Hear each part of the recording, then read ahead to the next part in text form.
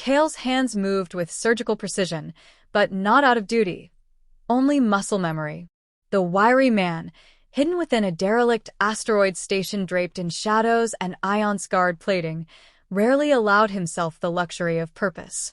His fingers, once heralded as miracles by empires, now stitched flesh only for the broken and unwanted, smugglers with laser burns, pirates with cybernetic rot, deserters too proud to die.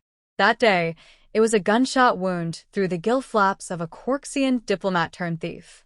Kale sealed it with a shrug, accepted a satchel of rare minerals, and returned to solitude, just as he had every day for the past 11 years. He didn't notice the presence immediately. That in itself was unusual. This station was protected by quantum cloaks and an artificial event horizon generator, completely undetectable. Yet as he crossed the outer ring of the lab, she was there. Cloaked, tall, unmoving, and wrong. "Whatever you're selling," he muttered, flicking the plasma torch off, "I'm not buying. This is neutral territory. Bleeding hearts, warlords, broken clones, they all come here. But you don't belong. I'm not here to sell." The voice was quiet but imperial. "I'm here to beg." He stopped, truly stopped. It was in that moment Kale recognized the weight in her voice. There was sorrow, yes, but deeper still, there was command. No ordinary royal envoy could carry such gravity. He turned slowly. The hood dropped. Queen Lysara of the Arcturian Dominion stood before him, stripped of her regalia but unmistakably sovereign. Her eyes shimmered like nebulae collapsing, beautiful and ancient, holding galaxies of burden. She had not come as a ruler. She had come as a mother. "I have nothing to say to you," Kale spat, already turning away. "He's dying," she said. "And no one will help him." Kale paused. He hated how much that line pulled at him. "Who?" "Zarnok." He froze. Zarnok. The apex drake. The biochemical titan engineered as a living worship. The thing that turned cities to slag with a whisper of its breath. The monster that annihilated the city where his daughter once played beneath amber trees. "No," he said firmly. "You want pity? Take it to the Sympath Council. I'm not healing your monster." "He's not just a weapon," Lysara replied softly. "He's my creation. My companion. She hesitated. "He's more than you think." Kale laughed bitterly. "Oh, he's plenty. A myth to half the galaxy. A nightmare to the rest." She stepped forward, lowering her voice. "He was ambushed. A targeted strike. Someone used a bioweapon that's eating him alive from the inside. No known cure. Threxen. 9 refused him. Everyone else is too afraid. But you built creatures like him. You modified them. You understand their architecture better than anyone." Kale's jaw clenched. The memories flared unbidden. War rooms soaked in green light, holograms of dragon genomes unfolding like cursed orchids, test tubes and tanks, and the screams of early prototypes. He had designed Zarnok's class under duress. He had also tried to dismantle them, too late. "I buried that life," he said quietly. "And all the lives it cost." "This isn't about politics anymore," she said, voice cracking slightly. "If the bioweapon can kill him, it can kill them all. Yours. Mine. Any species touched by synthetic evolution. Someone doesn't want the future to exist." Kale turned to her fully. Her shoulders sagged under invisible weight, her face tight with grief held too long. She looked less like a queen now, and more like a woman stripped to desperation. "You're telling me this weapon wasn't just meant for him?" he asked, skeptical but alert. "It's coded," she said. "We found part of the genome strand inside the wound. It's partially human. You know what that means." He did. It meant betrayal. From within the Accord. From inside his species. A deliberate strike, dressed in biogenetic camouflage. Someone had repurposed tools only he and a few others knew how to wield. "Show me," he said, already cursing himself. She opened her satchel and projected the wound data. Kale's stomach twisted. The corruption was elegant, cellular unraveling occurring in fractal patterns, guided by embedded nano-DNA. It wasn't just designed to kill. It was designed to erase. Who else has seen this? He asked. No one. They wouldn't know what to look for. I brought it only to you. He sighed, rubbing his face with one hand. What's his current status? Comatose. Respiratory systems collapsing. Neural link fraying. His body fights, but he's losing. Kale stepped away, struggling against a tide he thought long buried. And you want me to fix what I helped create, he muttered. No, she said. I want you to save what's left of it. He looked into her eyes. Something unspoken passed between them, a recognition of pain, of choices made in the name of peace that birthed monsters instead. He didn't forgive her. He didn't forgive himself. But he nodded. Conditions, he said. No oversight. No politics. You step into my lab, you follow my rules. And when this is over, you leave. All of you. She bowed her head. Agreed. Bring him, he said, turning toward the surgical wing. And pray to whatever gods rule your stars that I'm not too late. As she sent the encrypted signal for Zarnok's cloaked transport to descend, Queen Lysara allowed herself a breath she hadn't taken in days. The outlaw had agreed. But neither of them knew the true price still waiting in the dragon's blood. Zarnok arrived in silence. The cloaked vessel docked without alert, its hull humming with residual energy from interstellar warfields. The lab's reinforced hangar moaned under the pressure of his weight as the dragon was offloaded, an armored mass of collapsed wings, twitching talons, and glistening black scales dulled by corrosion. His body emitted low, guttural pulses, as if trying to communicate pain through vibrations alone. Even sedated, he radiated such menace that Kale instinctively reached for the neurodisruptor mounted on the wall. But Lysara moved first, laying her bare hand against Zarnok's brow. A whisper passed between them. Not words, but something deeper. The beast stilled. Kale studied the dragon with a scientist's precision and a mourner's restraint. Time had changed Zarnok. The elegant bioarchitecture once rumored in war dossiers was now real before him. Scaled tissue laced with living fiber optics, wings with marrow channels to regulate flight plasma, and neural nodes visible just beneath the jaw, flickering like dying stars. The wound, however, was the true horror. It was no gash or blast mark. It was an implosion of cells, a void where matter had unknit itself. Tissue retracted from the site like it feared its own molecules.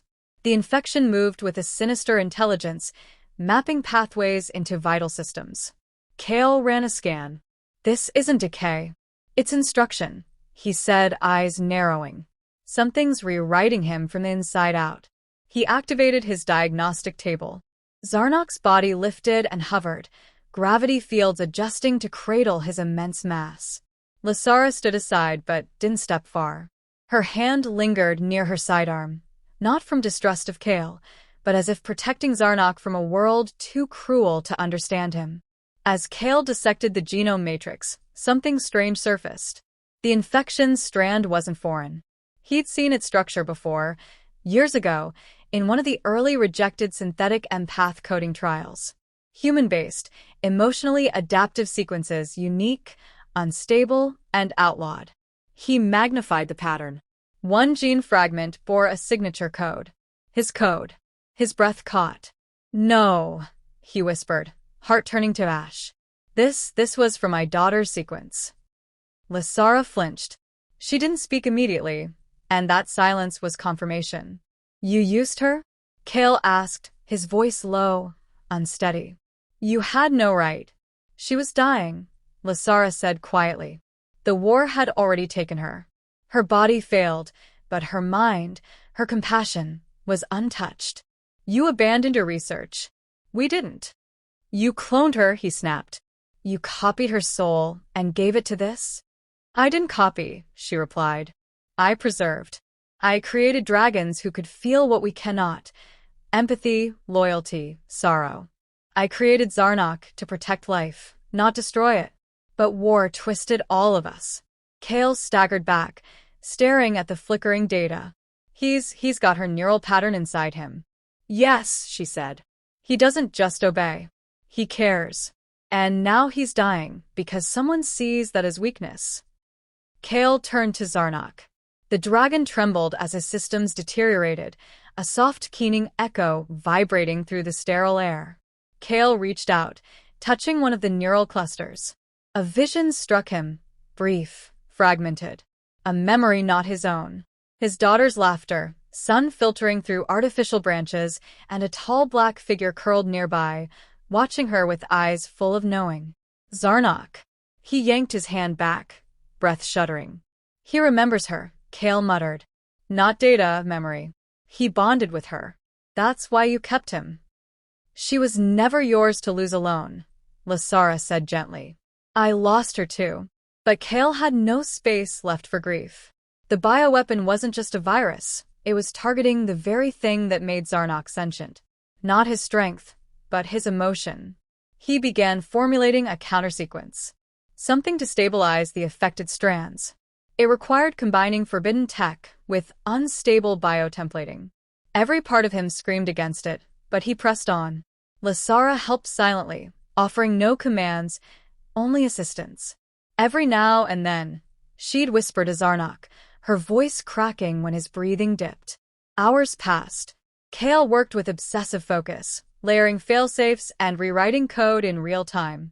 Finally, the injection was ready. He loaded the solution into a molecular synth syringe and approached Zarnok's chest.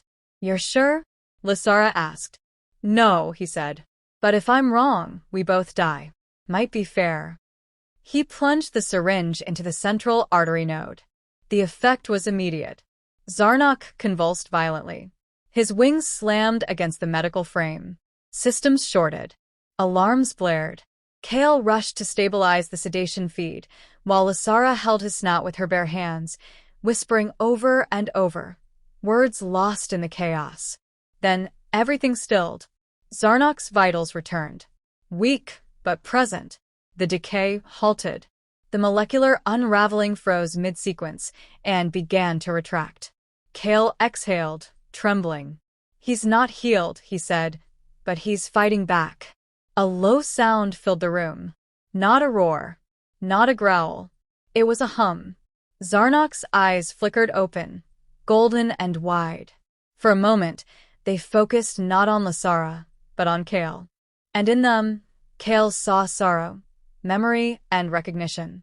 Before he could speak, the lab's security grid screamed. Something had breached orbit. Kale turned to the screen. Dozens of cloaked drones descending, unmarked, but armed with precision weapons. Someone found us, he said. Lasara's hand went to her weapon. They're not here for you. They want him dead. Kale stared at the dragon. Then they'll have to go through both of us. The first drone hit the outer shield with a sound like a dying star, silent in space, but seismic in effect. Kale staggered as the shockwave rocked the lab. Sirens wailed, warning of atmospheric destabilization. The cloaking grid failed. Lights dimmed, flickered, returned. Then came the others, sleek machines without insignia, armed with anti-biological disruptors designed not to kill organisms, but to erase them. They weren't here to neutralize Zarnok. They were here to unmake him. Kale slammed the lockdown protocol, shielding the surgical bay in quantum mesh. 10 minutes, he muttered. That's all I can give us. Lasara didn't respond. She was already moving, arming herself, feeding energy cells into a plasma bow, overriding external doors to confuse entry points. Her movements were not panicked but practiced. She had seen assassins before. This time, though, she wasn't the target. Zarnok was.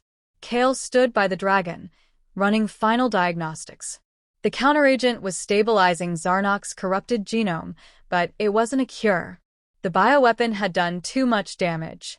The only way to stop its progression completely would be to introduce a living immune carrier, someone whose neural code had once harmonized with the dragon's and could overwrite the viral sequence in real time. His own sequence.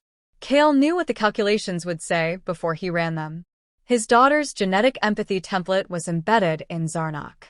Kale, as her origin, was the closest viable source of a permanent fix. But the cost wouldn't be trivial. Lasara appeared in the doorway. They've breached the first hull. Kale looked at her. There's no more time. If we don't link now, they'll kill him. She nodded slowly, not understanding yet. Then do it. You said the neural bridge would work. I did, he said. But I didn't tell you the cost. She stepped forward, eyes narrowing. What cost? Kale pulled back the shielding around the dragon's cranial ports. If I initiate the neural bridge at full sync, it will rewrite the corrupted pathways using my own neural structure. That will stabilize him. But the sync, it won't let go. Not all of me. She stared at him, suddenly pale. You mean you'll die? I mean I'll stop being just me. Lasara hesitated, then reached for his arm. You don't have to do this. We'll fight them off. We'll find another way. There isn't another, he said softly. This weapon was made for my legacy, my research, my daughter's code, my failure. If I let him die, I let her die again. I won't do that. Zarnok stirred behind them, eyes half open, breath shallow. He was listening. Kale turned to him.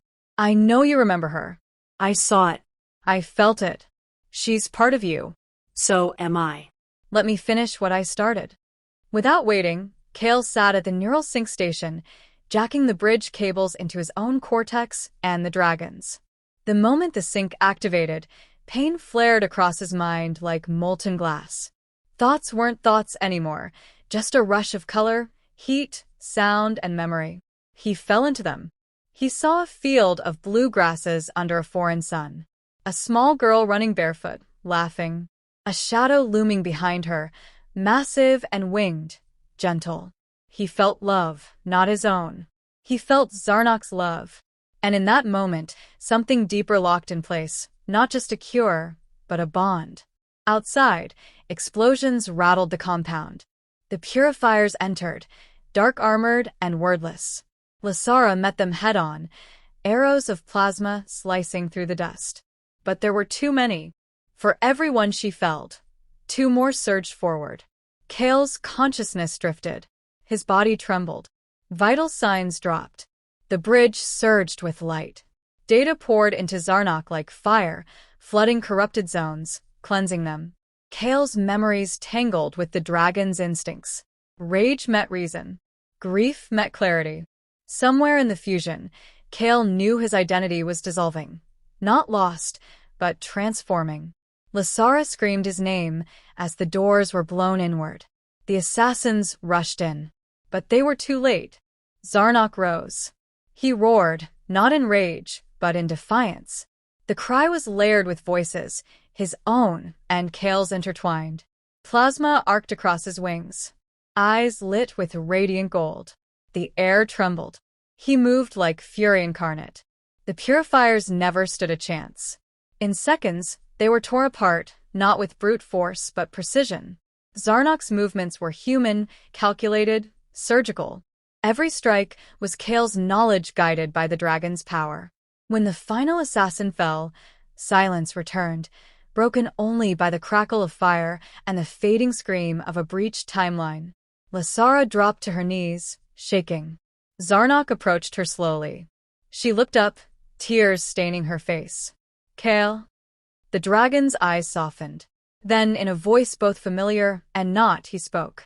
Part of me is gone, it said. Part of me remains. I remember her laughter. I remember your voice. And I remember what must be done. Lasara stood. What are you now? Zarnok's wings folded gently. Something new. Something that cannot be unmade.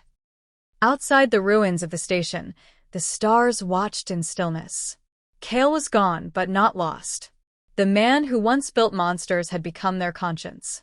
And deep in the heart of the galaxy, those who created the bioweapon were already preparing their next move, unaware that the war they had started had just given birth to their greatest reckoning.